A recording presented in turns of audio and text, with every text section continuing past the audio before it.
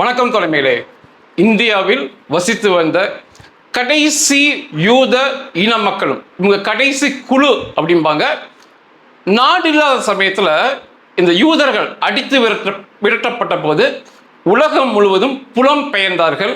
அப்படி இந்தியாவுக்கு வந்தவர்கள் கடைசியாக இருப்பவர்களுமே இஸ்ரேலை நோக்கி செல்கிறார்கள். வருஷம் 2030 அப்படிங்கும் போது யூத அகதிகள் ஒருவரும் இந்தியாவில் இல்லை என்ற நிலை உருவாகும். அதில் முதல் தவணையாக 240 பேர் கடந்த 23ஆம் தேதி 4 நாளைக்கு முன்னால இஸ்ரேல் மண்ணையும் மிதித்து விட்டார்கள். குடியே போயிட்டாங்க. நிச்சயமாக மத்திய அரசுகளுக்கு எனது பாராட்டுகள். தொடர்ச்சியாக இந்த யூத மக்கள் இஸ்ரேலுக்கு போவதற்கு அனுமதி கொடுத்து கொண்டே இருக்காங்க. மத்திய அரசு நினைச்சிருந்தா முடியாதுன்னு சொல்லலாம். அதெல்லாம் ஒண்ணுமே பண்ண முடியாது. நாங்க அனுப்ப மாட்டோம் தான். ஆனா 2 காரணங்கள். ஒன்று அவர்கள் யூத மக்கள்கள் அவர்களுக்கு என்று நாடு கிடைத்து விட்டது. அதனால அவர்களை போக விடுவதுதான் சரியான செயல். அதுக்காக அனுமதிச்சாங்க. 2வது, நமக்கு இங்கே மக்கள் தொகை அதிகம்.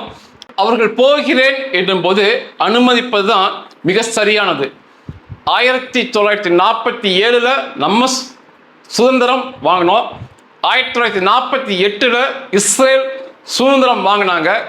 அதற்கு முன்னால இந்தியாவில் 30,000 யூதர்கள் இருந்தார்கள் என்று சொல்லப்படும். இந்தியாவில் மட்டும் 30,000 யூத மக்கள் இருந்தாங்க. 4 குழுவாக இவங்க இருந்தாங்க. இந்த யூத மக்கள் பென் இஸ்ரேல் ஒரு முதல் குழு. பென் என்றால் இஸ்ரேலுடைய பாஷையில மகன் என்று பொருள்படும்.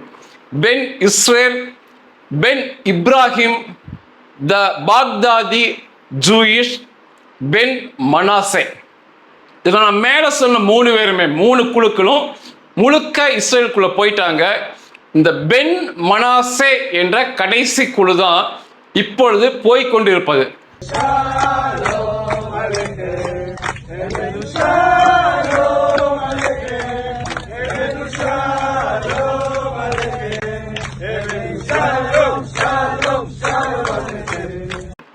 இவங்க ஏன் போறதுக்கு கடைசியா காலதாமதம் ஆச்சு அப்படின்னா, இந்த பென் மனாசே இன அந்த கடைசி குழு யூதர்களை யூதர்கள் என்று மேலே சொன்ன 3 குழுக்களும் ஒத்துக்கொள்ளவில்லை. அவர்களுக்குள்ளே பிரச்சனை. இஸ்ரேல்ல இல்லைன்னு சொல்லல, இங்க இந்தியாவிலிருந்து இந்த குழுக்களுக்குள்ள ஒரு போட்டி ஏற்பட்டு முதல்ல போன 3 பேரும் நாங்கள் யூதர்கள்னு போயிட்டாங்க. இந்த பென் மனாசேவை இவர்கள் யூதர்கள் அல்ல என்று சொல்லி அவங்க தான் சொன்னாங்க. ஆனா இந்த பென் மனாசே இனக்குழு மக்கள் மிகப்பெரிய போராட்டம் போராடி உண்ணாவிரதம்லாம் இருந்து, சாதுமறை உண்ணாவிரதம்லாம் இருந்து போராடி தான் அவர்கள் யூதர்கள் என்ற அந்தஸ்தை பெற்றார்கள்.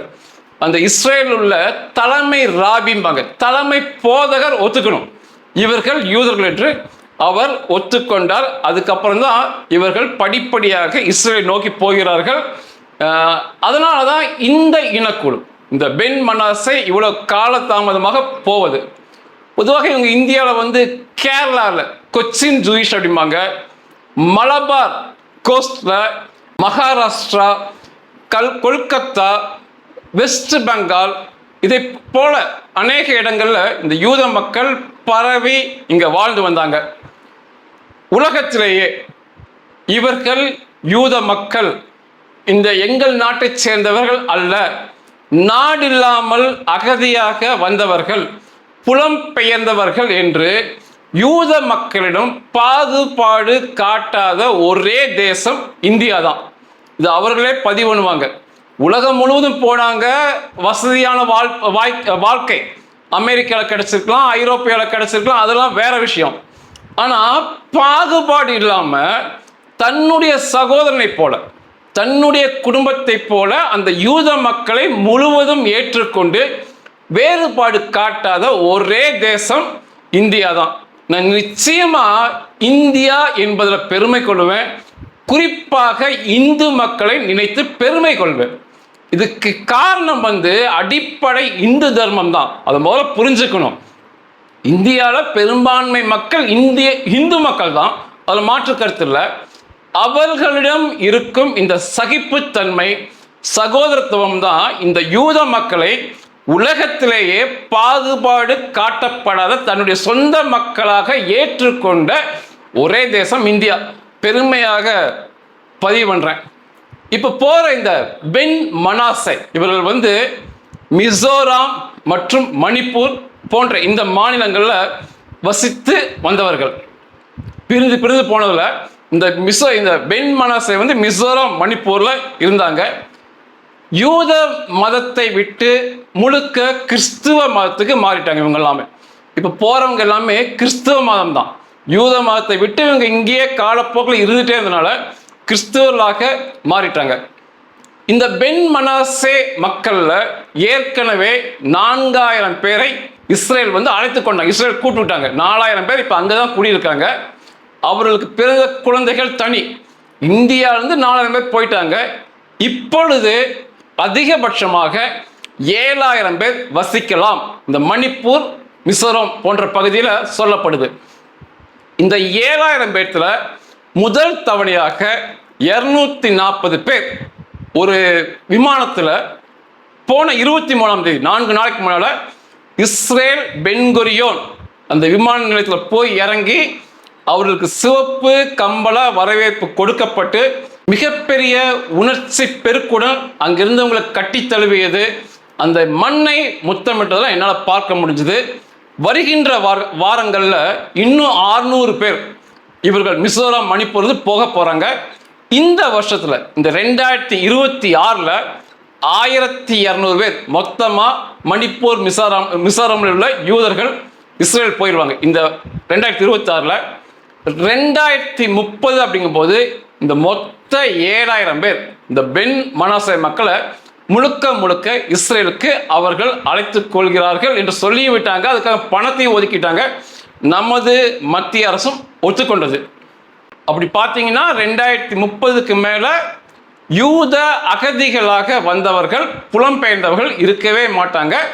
சுற்றுலாக்கு வருபவர்கள் வரலாம், படிப்பதற்கு வருபவர்கள் வரலாம், வியாபார நோக்கோடு வருபவர்கள் வரலாம்.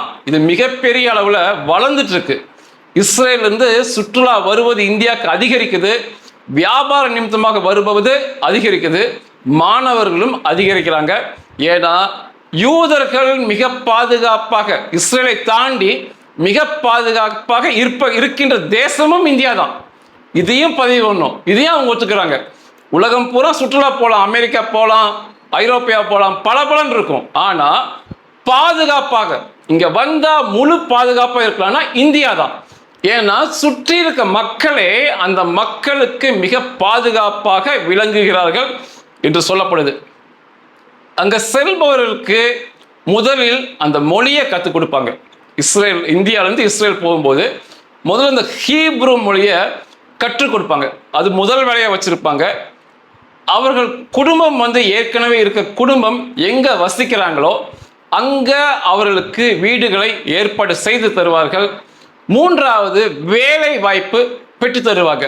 இங்கிருந்து போறவங்களுக்கு அவர்களுக்கு ஏற்ற வேலை, ஏற்கனவே என்ன வேலை செஞ்சுட்டு இருந்தாங்களோ அந்த வேலையை வாங்கி தருவாங்க. பொதுவாக இந்த மிசோரம் மணிப்பூர் மக்களுக்கு விவசாயம் சம்பந்தப்பட்ட வேலையை கொடுப்பாங்க. கிறிஸ்துவ மதத்திலிருந்து யூத மதத்துக்கு மாற்றுவாங்க. போறது எல்லாமே கிறிஸ்துவ மதத்தில் தான் இருக்காங்க. அவர்களுக்கு சொல்லிக் கொடுத்து, யூத மதத்தை சொல்லிக் கொடுத்து யூதர்களாக அவர்கள் முறைப்படி அவங்கள மாற்றுவாங்க. இப்போ போறதெல்லாம் பார்த்தீங்கன்னா குக்கி சமுதாயத்தை சேர்ந்தவங்க. இப்போ நீங்க கலவரம் ஆயிட்டு இருக்கு இந்த மணிப்பூர்ல, அதிகமாக இருக்க மெய்த்தி சமுதாயத்திற்கும் குக்கி சமுதாயத்திற்கும் சண்டை போடுறாங்க அப்படிங்கிறீங்களா, அந்த குக்கி சமுதாயம் தான் அங்க போயிட்டு இருக்காங்க. நிச்சயமாக மிகப்பெரிய பெருமைப்பட்டு கொள்ள வேண்டும் இந்தியர்கள் என்பதில். அங்க நடந்த ஒரு சம்பவத்தை மட்டும் சொல்றேன். போனதுல ஒரு பையன் பேரு ஆமோஸ் நாம்தே, அவன் பேரு. அவன் இங்கிருந்து ஸ்கூல்ல படிக்கும்போது போறான். அங்க போகும்போது அவனுக்கு 18 வயசா மாறுது. இஸ்ரேலுக்குள்ள போகும்போது அவன் கட்டாயமா இராணுவத்துக்கு போகணும். அப்போ இராணுவத்துக்கு அவன் போறான். அவனுக்கு இஸ்ரேல்ல வான் பாதுகாப்பு சாதனம், அயன் டோம் அப்படிம்பாங்க, அதை இயக்கக்கூடிய வேலையை கொடுத்தாங்க. அயன் டோம் என்பது ஆட்டோமேட்டிக், தானியாங்கி முறையில் இயங்கும், பார்த்து கொள்ள வேண்டும். அந்த பணிக்கு அந்த ஆமோஸ் கொடுத்தாங்க. இவன் என்ன சொல்லியிருக்கான் ஆமோஸ் நாம்தே, நான் இதை செய்ய மாட்டேன், இந்த வேலையை செய்ய மாட்டேன், நான் களமுனைக்கு, எதிரிகளின் களமுனைக்கு சென்று சண்டைக்கு தான் போவேனே ஒழிய இந்த அயன் டோமை இயக்குவதற்கு நான் வரல. இஸ்ரேலுக்காக, இஸ்ரேல் மக்களுக்காக எதிரி எல்லைக்கு சென்று தான் நான் சண்டை போடுவேன், எனக்கு காம்பேட் ரோல் கொடுங்க, இந்த வேலையை நான் கொடுக்காதீங்க சொல்லி மிகப்பெரிய பிரச்சனை பண்ணியிருக்கான். அதுக்கப்புறம் இந்த இராணுவ அதிகாரிகளை அவனை அழைத்து படிப்படியாக மாற்றுவோம், அதனால் இதே உனக்கு இருக்காது, நிச்சயமாக மாற்றுகிறோம், நீ விரும்பியபடி உனக்கு சண்டை போடும் வாய்ப்பு, எதிரியோட இந்த லெபனான் காசால சண்டை போடும் வாய்ப்பை தருகிறோம் சொல்லி உத்தரவாதம் கொடுத்துருக்காங்க. அதுக்கப்புறம் தான் இப்போ அவன் அந்த அயன் டோம் ஆப்ரேட் பண்ணுறான். அதை விட மிகப்பெரிய விஷயம், அவனோட அப்பா அவர் போயிட்டு இராணுவத்துக்கு போயிட்டு நான் சண்டைக்கு போகிறேன், இன்னும் லெபனானுக்கோ காசாவுக்கோ அனுப்புங்க அப்படின்னு பேசியிருக்காரு. இஸ்ரேல் இராணுவ விதிப்படி அவரோட வயது அதை தாண்டிடுச்சு, இராணுவத்துக்கு சேரும் வயதை தாண்டிடுச்சு. ஆனாலும் விடாப்பிடியாக அவர் சொல்லியிருக்காரு, நான் இந்தியாவிலிருந்து இஸ்ரேலுக்கு வந்தது இஸ்ரேலுக்காக சண்டை போடுவது தான் வந்திருக்கேனே ஒழிய வசதி வாய்ப்பெல்லாம் விரும்பி வரல, நான் அதுக்கு இந்தியாவிலேயே இருந்திருப்பேன், நான் இஸ்ரேலுக்கு வந்தது இஸ்ரேல் யூத மக்களுக்காக காசாலேயோ லெபனானே சண்டைக்கே போவேன்னு சொல்லி அவனோட அப்பாவை பிரச்சனை பண்ணியிருக்காரு. அப்புறம் அந்த விதிமுறைகள்லாம் சுட்டி காட்டி இந்த வயதில் உங்களை நாங்கள் அனுப்ப முடியாதுன்னு சொல்லி திரும்ப அனுப்பியிருக்காங்க. இந்த மிசோரம் மணிப்பூர் போனவங்க அநேகர் இதை போன்ற கருத்துக்களை தான் இராணுவத்தில் பதிவு பண்ணுறாங்க. நாங்கள் இப்போ இஸ்ரேலுக்கு வர்றது வேற ஏதோ வசதி வாய்ப்புக்கெல்லாம் வரல, நாங்கள் இந்தியாவிலே நல்ல முறையில் இந்தியாவிலே இருந்திருப்போம், இஸ்ரேலுக்காக சண்டை போடுவதற்கு தான் வந்திருக்கோம் அப்படின்னு சொல்லி அநேகர் அந்த இஸ்ரேல் இராணுவத்தில் பேசுவதை பார்க்க முடிகிறது. அந்த மக்களை இன்னுமே பெருமையாக பதிவு பண்ணலாம். இந்த வளர்ந்த விதத்தை, வளர்த்தப்பட்ட விதத்தை அங்கிருக்கிற யூத மக்கள், இஸ்ரேல் யூத மக்கள் மிகப்பெரிய அளவில் பாராட்டி பேசுகிறாங்க. இந்த மிசோரம் மணிப்பூர் பொதுவாக இந்திய மக்களை 2 வார்த்தைகள் சூப்பர் பொலைட் மற்றும் சூப்பர் ஹம்பிள் என்ற வார்த்தையில் இந்த இந்திய மக்களை அவங்க பாராட்டி பேசுறதை பார்க்க முடிச்சு. அதாவது ரொம்ப அமைதியாக, ரொம்ப அடக்கமாக, இந்த வார்த்தைகளுக்கு அப்படிதான் அர்த்தம் வரும், இருக்கிறாங்கன்னு சொல்லி அங்குள்ள யூத மக்கள் இவங்ககிட்ட பேசி இவங்க எப்படி இந்த மாதிரி வாழ்ந்திருக்காங்கன்னு சொல்லி இவங்களோட பழகுவது, பேச விரும்புவதை தொடர்ச்சியாக வச்சுக்கிட்டு இருக்காங்க. ஆனால் இங்கிருந்து போகிறவங்க கொஞ்சம் அதிக கூச்ச சுவாபம் இருக்கனால அங்குள்ள மக்களோடு சரிக்கு சரியாக பழக முடிவதில்லை. ஆனால் இவர்களோடு பழகுவதை, இவர்கள் இப்படி வளர்ந்துருக்காங்க அப்படி தெரிந்து கொள்வதில் மிகப்பெரிய விருப்பம் காட்டுறாங்க. நம்மளாம் இப்படி ரொம்ப மரியாதை பேசுகிறோம் இல்லையா, அப்பா அம்மாலாம் பேசுகிறோம், அதிகமாக அங்கே இருக்காது. நான் இஸ்ரேலில் இருக்கும்போது என்னை வேலைக்கு அழைத்து செல்ல ஒரு இஸ்ரேல் யூதரோட டாக்ஸி தான் வரும். அவங்க அப்பாவோட பேர் சுக்ரூன், மகனோட பேர் ஏத்தி. அந்த சில சமயம் அவங்க அப்பா எங்களை கூட்டு போவார், சில சமயம் மகன் கூட்டு போவான். அந்த மகன் அவங்க அப்பா சுக்ரூன் தான் கூப்பிடுவான். நான் இருக்கும்போது எனக்கு ஆச்சரியமா இருக்கும், நம்ம அப்பான்னு சொல்லி கூப்பிட்றோம், இவன் என்ன பேர் சொல்றான்ட்டு. அவன்கிட்ட ஒரு நாள் கேட்டேன், ஏன் ஏத்தி இந்த மாதிரி அப்பாவை பேர் சொல்லி கூப்பிட்றனுக்கு, அவன் பேர் அதுதான் அப்படின்னா. அதாவது ரொம்ப எளிமையா அவரோட பேர் அதுதானே, அப்படிதான் நம்ம கூப்பிட முடியும் அப்படிங்கிற மாதிரி அதை எளிமையா சொல்லிட்டு கடந்து போனா, இவங்களுக்கு இப்போ இவர்களை பார்க்கும்போது ரொம்ப ஆச்சரியமா இருக்கும். அப்பா அம்மா வாங்க போங்க மரியாதை பேசுறது, இந்த பணிவா இருப்பதெல்லாம் மிகப்பெரிய ஆச்சரியத்தை கொடுக்கும். அதனால இவர்கள் இப்படி வளர்ந்தாங்கன்னு சொல்லி அறிந்து கொள்வதில் மிகப்பெரிய ஆர்வம் இருக்கிறதா சொல்றாங்க. அதே போல தவறான தகவலை இங்க நிறைய பார்க்க முடியுது. அங்கே செல்லும் இந்த இந்திய மக்களை பாகுபாடு காட்டுறாங்க அப்படிங்கிற மாதிரி பார்க்க முடியுது. இது இப்போ தமிழர்களாகிய நமக்குமே மணிப்பூர் மக்களுக்குமே ஒற்றுமையை பார்த்தா ஒரு ஒற்றுமை இருக்காது, வேறுபாடு தெரியும், முகத்திலேயே வேறுபாடு தெரியும், பழகுகின்ற விதத்தில் வேறுபாடு தெரியும். இத்தனைக்கும் நம்ம ஒரே இந்தியர்கள் தான். அதனால எடுத்த உடனேயே போனோடனே அங்கே போய் கட்டி பிடிச்சு எல்லாம் ஒன்றா சேர்ந்துருவாங்க, அவர்களும் இவர்களும் திருமணம்லாம் செய்வாங்கன்னு சொல்லி எதிர்பார்ப்பது மிகப்பெரிய தவறு. அந்த வித்தியாசம் கண்டிப்பாக தெரியும். அங்கே யூதர்கள் பார்த்தீங்கன்னா ரஷ்யாவுடைய யூதர்கள் தனியாக தெரிவாங்க, அமெரிக்க யூதர்கள் தனியாக தெரிவாங்க, மொரோக்கோ யூதர்கள் தனியாக தெரிவாங்க, இந்திய யூதர்கள் தனியாக தான் தெரிவாங்க, ஆப்பிரிக்கா யூதர்கள் தனியாக தெரிவாங்க. அது காலங்கள் செல்ல செல்ல தான் அவங்கெல்லாம் ஒன்றாக நல்லா இன்னும் இறுகி பிணைப்பதற்கான நேரம் எடுத்துக்கும். நிச்சயமாக அதனால அதெல்லாம் வந்து ஒரு குறை என்று பேசிக் கொண்டிருக்கூடாது. போன உடனே எல்லாம் ஒன்றா சேர்வதற்கான வாய்ப்புகள் இல்லை, படிப்படியாக மாறும். இப்போ போனவங்க எல்லாமே தோட்ட வேலைகள், இந்த மிசோரம் மணிப்பூர் போனவங்க தோட்ட வேலைக்கு தான் அதிகமாக சேர்ந்துருக்காங்க. அதை தாண்டி கம்பெனிகளில் இஸ்ரேலில் வேலை வாய்ப்புக்கு பஞ்சமே இல்லை. இன்னும் எத்தனை லட்சம் பேர் போனாலும் வேலை கொடுத்துக்கிட்டே இருப்பாங்க. இந்த மாதிரி கம்பெனிகளில் சேர்றாங்க. செக்யூரிட்டி கார்ட்ஸ், இந்த பாதுகாவலர் வேலைக்கு இந்த மிசோரம் மணிப்பூர் மக்களை பயன்படுத்துகிறாங்க. அவங்க அந்த பாதுகாப்பு வேலைகள் மிக சிறப்பாக இருப்பாங்க. இராணுவம் என்பது கட்டாயம், அது எந்த மாற்று கருத்து மேலே. இராணுவத்துக்கும் மகிழ்ச்சியோட, அதுவும் காம்பேட் ரோல், சண்டைக்குத்தான் போயாவோம் அப்படின்னு இங்கிருந்து போன இந்தியர்கள், இந்த மிசோரம் மணிப்பூர் மக்கள்கள் இந்த இந்தியாவிற்கு மிகப்பெரிய பெருமைகளை சேர்த்து கொண்டிருக்காங்க. இதெல்லாம் யாருமே இங்கே பதிவு பண்ண மாட்டேங்கிறாங்க. இந்த இந்தியாவுடைய பெருமைகள் இதெல்லாம் கேட்கறதுக்கு எவ்வளோ சந்தோஷமா இருக்கு. இந்தியா இஸ்ரேல் இந்த ரெண்டோட வாழ்க்கை முறையில் வித்தியாசம் இருக்குமானா, நான் 6 வருஷம் இஸ்ரேல் இருந்திருக்கேன். அப்படின்னா என்னால் வந்து இந்தியாவையும் இஸ்ரேலையும் பிரித்து பேசவே முடியல.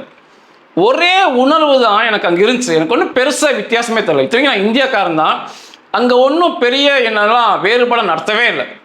இன்னும் சொல்ல போனால் அவங்களுக்கு மேலேயே நான் இருந்திருக்கேன். அப்படி தான் இருந்தேன். ஏன்னா வேலை செய்யும் திறமையை பொறுத்து அமையும். அதெல்லாம் இரண்டு தேசங்களிலுமே சுதந்திரம், கருத்துக்கு முழு சுதந்திரம் உண்டு. உங்களுடைய எண்ணத்தையும் உங்களுடைய திறமைகள் மற்ற எல்லாவற்றையும் வெளிப்படுத்துவதற்கு எந்தவித அடக்குமுறைகள் ரெண்டு தேசமே இல்லை. முழுக்க முழுக்க சுதந்திரம் கொடுக்கப்படும். அதே சமயத்தில் மத நல்லிணக்கமும் அங்கே இருக்கும். அங்கே அரபுகளை கூட இஸ்ரேல் யூத மக்களும் பிரித்து பார்க்க மாட்டாங்க. அவனுக்கு தான் பிரச்சனை பண்ணுவானுங்க. இந்த மக்கள் ரொம்ப நல்லா தான் இருப்பாங்க. கல்வி, வேலை வாய்ப்பு, அந்த சாப்பாடு எல்லாம், இந்த வசதி வாய்ப்பு எல்லாமே மிகப்பெரிய வித்தியாசத்தை இந்தியாலையும் இஸ்ரேலையும் நம்ம பார்க்க முடியாது. இரண்டுமே ஒன்று தான். அங்கேயுமே வசதியான மக்கள் இருக்காங்க, நடுத்தரமான மக்கள் இருக்காங்க, ஏழை மக்கள்னு சொல்லலாம், அங்கேயும் இருப்பாங்க. ஆனால் இந்திய அளவுக்கு ஏழைகள் அங்கே பார்க்க முடியாது. அதை அந்த அளவுக்குலாம் விட மாட்டாங்க, அந்த அரசு விடாது. சின்ன நாடு தானே, நம்ம தேசம் ரொம்ப பெரிய தேசம். அதனால் மிகப்பெரிய வித்தியாசத்தை என்னால் பார்க்க முடியல. இந்தியாவும் இஸ்ரேலும் ஒன்று தான் என்ற மனநிலை தான் எனக்கு இருந்துச்சு. ஒரே வித்தியாசம் இருக்கும். இந்தியாவில் மிகப்பெரிய நாடு, மிகப்பெரிய மக்கள் தொகை. இந்த தேசத்து மக்களை பாதுகாக்க இராணுவ மாவீரர்கள் தனியாக எல்லைகளை செயல்படுவாங்க. நம்ம அவர்களுடைய பாதுகாப்பில் பத்திரமா வாழ்வோம். ஆனால் இஸ்ரேல் அப்படி இல்லை. ஒவ்வொரு குடும்பத்திலுமே இராணுவத்தில் சேர வேண்டும், இராணுவத்தில் குடும்பத்து ஆட்கள் இருப்பாங்க. அந்த ஒரு வித்தியாசம் இருக்கும். அனைத்து இளைஞர்கள் அவங்க ஆசைப்படி கையில் இயந்திர துப்பாக்கி வச்சுக்கலாம், கை துப்பாக்கி வச்சுக்கலாம், தோட்டாக்கள் வச்சுக்கலாம், சண்டைக்கு போகலாம், சுடலாம். இதை போன்ற வாய்ப்பு இஸ்ரேலில் எல்லோருக்குமே உண்டு. அது மட்டும் இங்கே நமக்கு மிஸ் ஆகும். நம்ம எவ்வளோதான் ஆசைப்பட்டாலும் இராணுவம் என்பது தனியாக இருக்கும். இஸ்ரேலில் இராணுவம் என்பது வீட்டுக்குள்ளேயே இருக்கும். அதுதான் ஒரே வித்தியாசம். மற்றபடி சுதந்திரம், பழகும் முறை, அன்பு, சகோதரத்துவம் இரண்டுமே இந்தியாலையும் இஸ்ரேலையும் ஒரே மாதிரி இருக்கும். திரும்ப சொல்லி முடிச்சுக்கிறேன். 30,000 யூத மக்களை நம்ம அரவணைத்து வைத்து கொண்டோம். உலகத்தில் இருக்க நாடுகளிலேயே இஸ்ரேல் மக்கள் புலம்பெயர்ந்து போனதிலேயே அவர்கள் வேறு நாட்டு மக்கள் என்று பாகுபாடு காட்டாத, அவர்களை தங்கள் சகோதரன் போல ஏற்றுக்கொண்ட முதல் நாடு இந்தியா தான். இது நாளில் உலகத்தில் இருக்க எல்லோரும் பதிவு பண்ணுவாங்க. அங்கே போன யூதர்களே பதிவு பண்ணுவாங்க. முக்கிய காரணம், நான் இந்து மதம், இந்து தர்மத்தை விட்டு கொடுத்ததே இல்லை. அந்த அளவுக்கு நான் உயர்த்தி பிடித்து பேசுவேன். இந்த சகோதரத்துவத்திற்கு காரணமும் இஸ்ரேல் இன்னைக்கு பெருமையா பேசுறாங்க. எங்களை பாகுபாடு காட்டாத ஒரே நாடு இந்தியாங்கிறாங்க. இந்தியாவிலேருந்து போன பையன் இராணுவத்துக்கு போறதுக்கு பயந்துக்காம, எனக்கு இந்த அயன்டோம் இயந்திரத்தை இயக்கும் வேலையெல்லாம் வேண்டாம், களமுனைக்கு அனுப்புங்க, நான் சண்டைக்கு போயே தீர்வேன்னு சொல்லி பிரச்சனை பண்ணுது. அவங்க அப்பா வயசான காலத்தில், நான் இஸ்ரேலுக்கு வந்ததே சண்டை போறதுக்கு தான் வந்தேன், இஸ்ரேலுக்காக சண்டை போட தான் வந்தேன், நல்லபடி வாழணும்னா நான் இந்தியாவிலேயே வாழ்ந்துருப்பேன்ல, நான் ஏன் இங்கே வரேன், என்னையும் சண்டைக்கு அனுப்புங்கன்னு சொன்னதெல்லாம் மிகப்பெரிய பெருமைகள். நமக்கு எல்லாமே யாருமே இங்கே பதிவு பண்ணல. நிச்சயமாக இதுக்கு முதற் காரணம் ஹிந்து மதம் தான். அதுல சொல்லிக் கொடுக்கப்பட்ட அடிப்படை தத்துவங்கள் தான் இதுக்கு காரணம். அந்த ஹிந்து மதத்தால் வளர்ந்த இந்தியா, இப்படிதான் நம்ம எடுத்துக்க வேண்டியிருக்கும். நன்றிகள்.